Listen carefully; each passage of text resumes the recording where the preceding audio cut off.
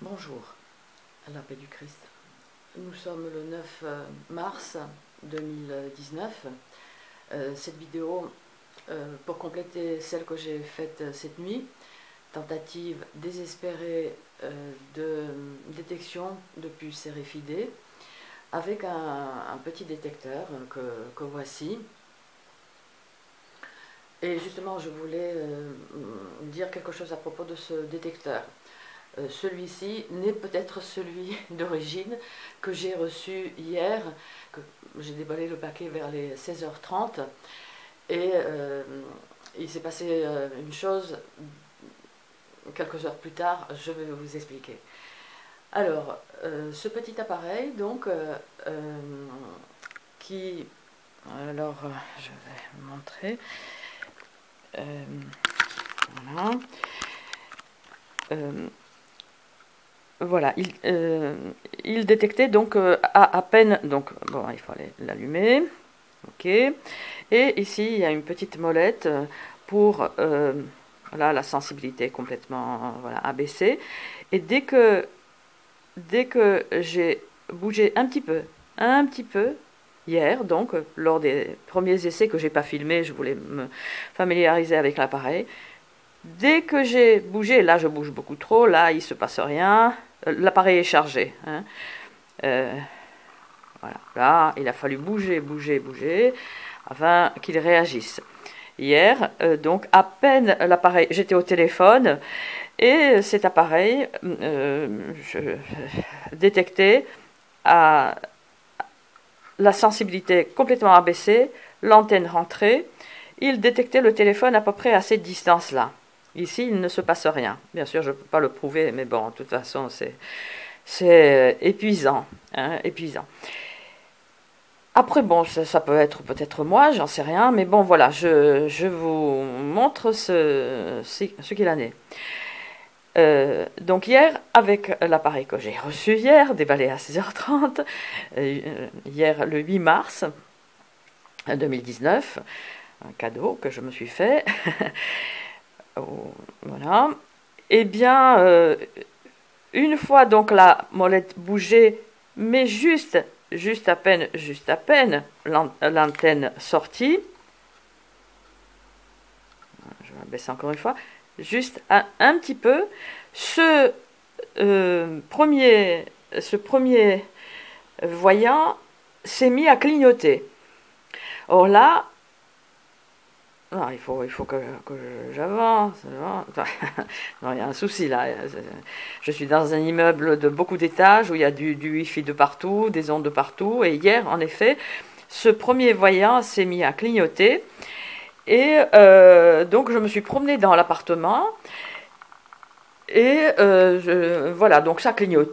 Ça clignotait, par-ci, par-là, ça clignotait. Et vers la fenêtre, par exemple,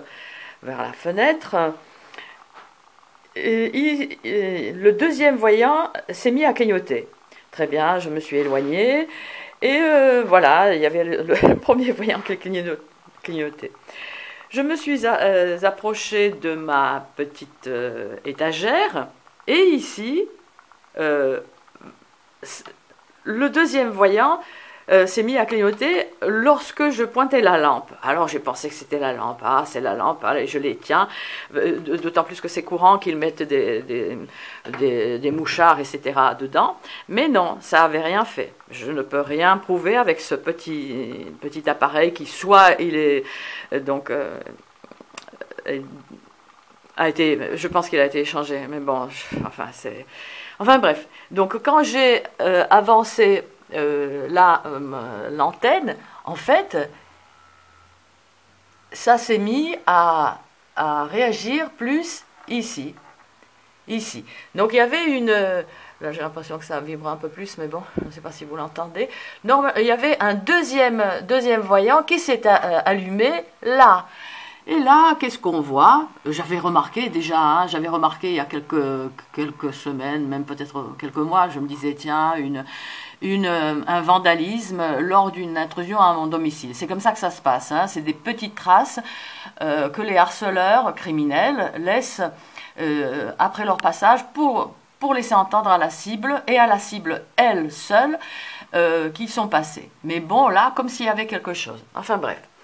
Donc voilà ce qui s'est passé hier pour cette première détection. Et après, bon, j'avais abandonné, j'étais épuisée. Vers les 1h du matin, j'ai fait la vidéo que j'ai postée ce matin, le 9 mars 2019. Ce qui est intéressant, c'est qu'il y a un rayon violet, je ne sais pas ce que c'est. Donc voilà, cette vidéo où, avec le détecteur déballé quelques heures auparavant, j'avais fait des détections devant ma glace, etc. Bon, vous avez la vidéo, hein, tentative désespérée de détection de puces RFID par OAN. Voilà, première partie. Aujourd'hui, ça sera la deuxième. Et donc après, c'était vers les 1h du matin. Vers les 3h du matin, je descends, je quitte mon appartement pour aller chercher mon chat. Bizarrement, le chat était un peu plus loin, un peu plus loin que d'habitude. Normalement, il m'attend. Alors, est-ce que c'était un hasard? Est-ce que tout ça, c'est faisable hein, dans cette criminalité qui est le harcèlement électromagnétique, des attaques à distance, une criminalité étatique, une criminalité militaire, une criminalité couverte par le secret défense? C'est possible, tout est possible. Il est possible de torturer, de tirer déjà sur les systèmes hein, électroniques par ces armes électromagnétiques et des dispositifs d'attaque à distance. Il est possible, bien sûr, de torturer les êtres vivants. Nous sommes de plus en plus nombreux à dénoncer. Et il est possible de torturer et d'éloigner les animaux, par exemple. Enfin bref, donc je remonte au bout de 3 minutes, 4, avec mon chat, vers les 3h du matin, le 9 mars déjà, voilà, 9 mars 2019, et je réalise l'erreur monumentale, à savoir que j'ai laissé le petit détecteur à charger ici. Il y avait le chargeur, je l'ai posé là, comme ça, le chargeur, je l'ai dans mon sac. Normalement, je ne le fais jamais. Toutes mes affaires, lorsque je charge mon portable, mon appareil photo, c'est posé ici et posé à côté. Là, je ne l'ai pas fait. Je ne l'ai pas fait. Quand on parle, vous voyez, des fois du mind control, le contrôle mental, ça peut se présenter tout simplement comme ça. C'est-à-dire, en plus, je savais que c'était pas bien de le laisser charger ici et mon sac dans l'autre pièce. Bien, je suis sortie quand même. Lorsqu'on est cible de cette crapelurie nazie, les nazis n'auraient pas fait mieux. On est... lorsqu'on est truffé d'un plan également, comme M. Simon Zirmi, comme M. Frédéric Laroche, comme Elena Sagnol, moi, etc., des milliers d'autres, nous sommes sous surveillance 24 heures sur 24, 7 jours sur 7, en permanence. Donc voilà, lorsque je suis rentrée, donc à 3h du matin, alors déjà, le verrou était le verrou, je montre, c'est pas très, très joli, voilà, je mets toujours un peu de scotch parce qu'ils ont les clés, donc voilà, j'ai trouvé ce système. Donc lorsque je suis rentrée, le verrou n'était pas, il n'y avait que la serrure qui était fermée. Donc voilà, un signe déjà de l'intrusion. Je ferme toujours, surtout à 3h du matin. Hein. Voilà. Et lorsque je rentre, donc je vois, je m'aperçois avoir laissé mon détecteur là, et sur le détecteur, je le prends. Et ici, il y avait une petite, comme miette, ici et ici. Bon, plus la cible a une observation fine, plus les traces d'intrusion seront fines et visibles que par la cible. Et lorsque la cible en parlera, ben, elle se discréditera. Le RG le précise bien dans son livre Mission, méthode et technique des services secrets, où le harcèlement est défini comme une mission la plus courante, la plus ordinaire, et tout le monde peut être harcelé. Et pour certaines personnes, des moyens de haute technologie sont mis en œuvre pour les harceler et pour les surveiller. Donc voilà, donc 2 miettes, donc le verre ouvert, 2 grosses miettes, voilà, ça en fera rigoler plus d'un. Et ici, sur le sol, ici, donc, voilà, ce lien d'une poubelle. Je n'ai pas, enfin je vous montre pas la poubelle, juste un peu comme ça. Ma poubelle est dans la cuisine. Celle-là, je la bouge jamais pour d'autres raisons. Enfin, elle est toujours vide. Et donc voilà, un autre signe, une autre trace de passage sans valeur juridique, bien évidemment. Donc voilà. Et alors, je vais pour refaire quelques détections. Et donc, voilà, là, ça se met à clignoter. Qu'est-ce qui s'est passé? Ouais, j'ai dû appuyer là. Voilà.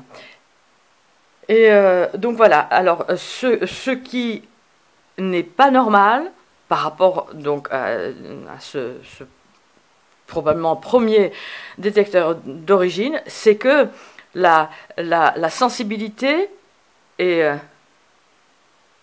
voilà, tac, tac, tac. Voilà, voilà, c'est pas normal, hein. C'était à peine je touchais la molette que ça s'allumait et ça clignotait. Donc voilà. Voilà, c'est un épuisement total hein, d'apporter des preuves, ce n'est pas à nous de les apporter. Il n'est pas normal que sous secret défense, on torture. C'est même pas, c'est pas le terme, c'est criminel. C'est de la criminalité étatique. Voilà, prendre certaines personnes et nous sommes de plus en plus nombreux.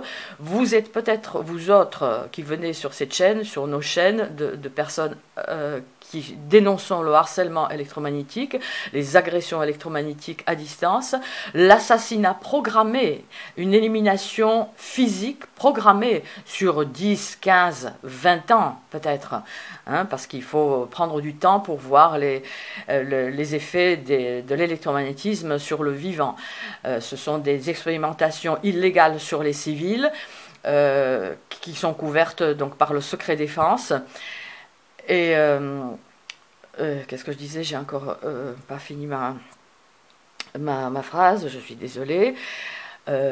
C'est difficile, voilà. Et donc voilà, il y a pas de... C'est une criminalité. C'est une criminalité qu'il faut dénoncer, dont vous pouvez, chacun de vous, vous pouvez être dedans. Sans le savoir au départ, parce que cette criminalité